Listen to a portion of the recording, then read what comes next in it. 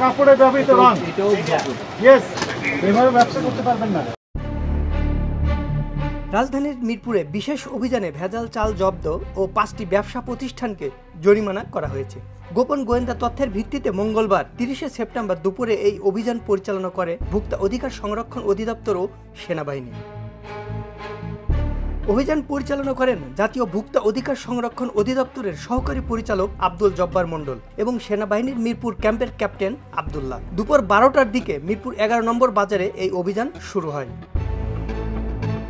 অভিযানে দেখা যায় বেশ কিছু দোকানদার মূল্য তালিকা প্রদর্শন করেননি। একই সঙ্গে ফরচুন কোম্পানির লোগো ব্যবহার করে নকল চাল বিক্রি করা হচ্ছিল। এই কারণেই 5টি দোকানকে মোট 2,10,000 টাকা জরিমানা করা হয়।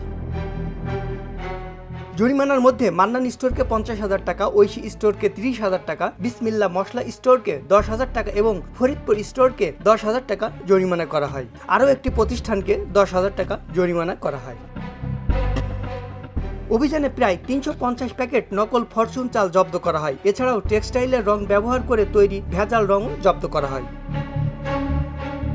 অভিযান শেষে ভোক্তা অধিদপ্তরের সহকারী পরিচালক বলেন, ব্যবসায়ীরা নিয়ম মেনে মূল্য তালিকা প্রদর্শন করবেন। নকল বা ভেজাল পণ্য বিক্রি বন্ধ করতে হবে। আইন অমান্য করলে কঠোর ব্যবস্থা নেওয়া হবে। তিনি ক্রেতাদের সচেতন হয়ে কেনাকাটা করার আহ্বানও জানান।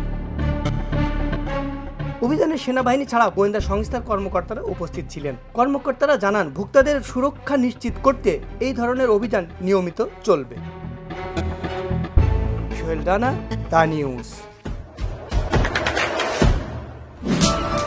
দেশে দেশে সবার সাথে, দ্য নিউজ।